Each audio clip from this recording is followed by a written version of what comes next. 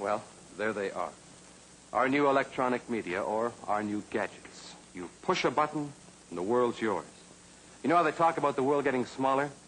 Well, it's thanks to these that it is. Everywhere is now our own neighborhood.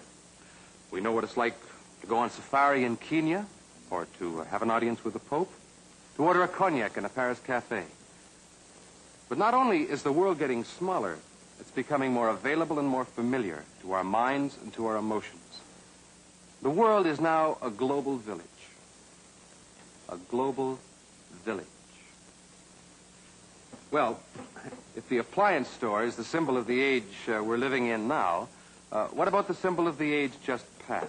Because in contrast to all of this, we used to have just one medium, or one gadget, if you like.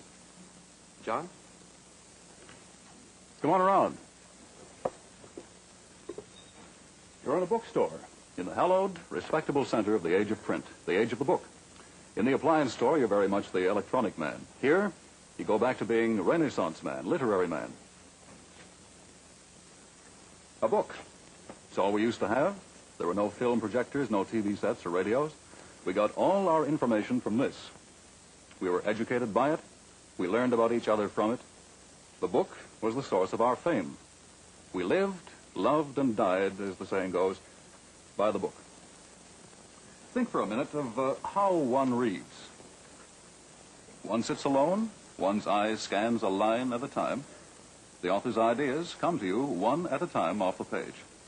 It's a private experience. It's not a community or family activity. You do this alone. The electronic media haven't wiped out the book. It's read and used and wanted, perhaps more than ever. But the role of the book has changed. It's no longer alone. It no longer has sole charge of our outlook nor our sensibilities. Of course, the trouble is we act as though we were still solely in the age of the book. Our notions of right and wrong, our regard for one another, for education, diplomacy, politics, religion, all belong to the literary man. And perhaps that's why literary man finds things today coarse or corrupt or materialistic. He hears the sound of fighting in the street, of the rough and tumble of life. Sometimes he hears the sound of music, and he finds it all rather vulgar.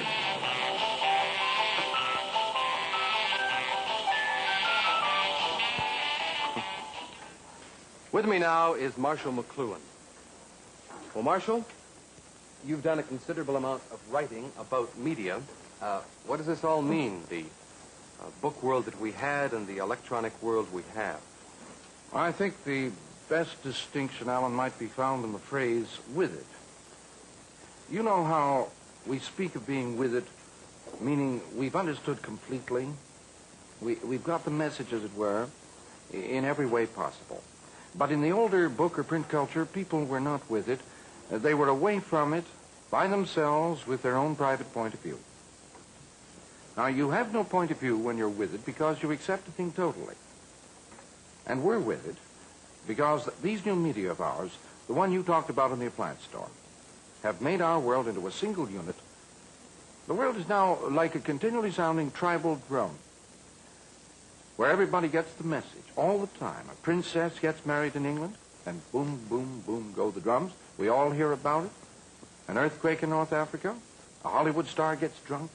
Away go the drums again. I use the word tribal. It is probably the key word of this whole half hour. Why, Marshall, do you use the word tribal? Why this? Well, I think you'll find everything we observed tonight about the media points in the direction of tribal man and away from individual man. Now, by individual man, I assume that you're referring to John's literary man. Yes, and tribal man is the man created by the new electronic media. So that this would be the basic change we spoke of at the beginning. Yes, we're retribalizing. Involuntarily, we're getting rid of individualism. We're in a process of making a tribe. For just as books and their private point of view are being replaced by the new media, so the concepts which underlie our actions, our social life, are changing. We are no longer so concerned with self-definition, with finding our own individual way.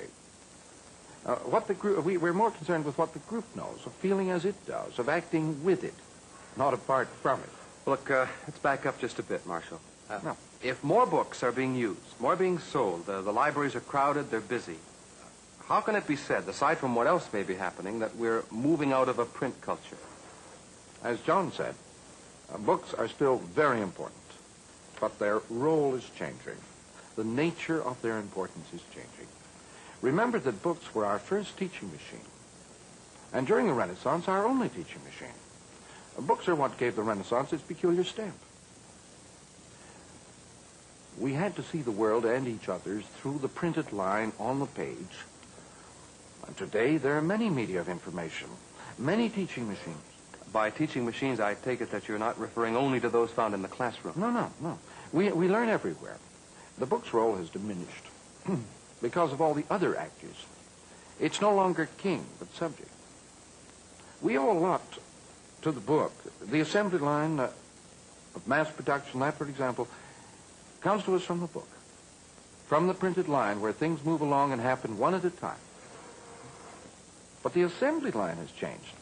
It is no longer one thing at a time, but wherever possible, everything at once. 40 or 50 operations happening at the same time, controlled and synchronized exactly by preset tape. Notice the shift in the image. From the assembly line stretched out, events taking place one at a time, to the modern automated industrial complex where things happen all at once. Bang. Not a line, but a field. And this applies not only to products, but to people. The line, the individual event, was the book. The field, the all-at-once, tribal drum, the new medium.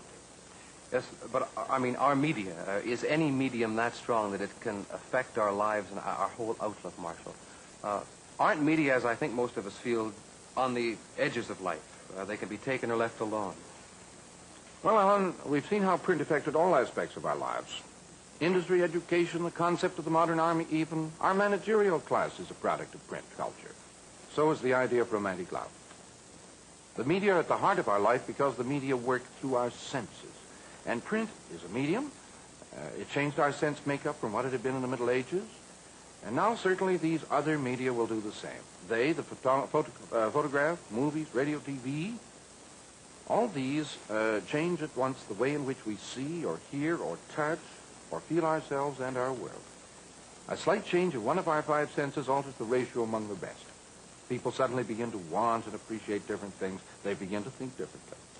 All right, but let's get back to your earlier word, tribal, Marshall. Why should all of this talk about media mean that individual man is on the way out and tribal man is on the way in? I mean, why is the big change taking place? To answer that, let's get back to the teacher, for he illustrates the changes brought about by media in the clearest way, especially if we contrast the teenager with his old-time contemporary, the adolescent. Whoa. You mean there's a difference between the adolescent and the teenager? Yes, and I'd say it's the same kind of difference as that between book culture and the electronic era. The adolescent corresponds to the world of the book, the teenager to the electronic era. The adolescent is seeking self-definition, seeking to isolate his uniqueness from that of others, seeking to relate his self to others. The adolescent knew he wasn't an adult. He knew he was in life's waiting room, that his life was not really real life. That would begin only with adulthood.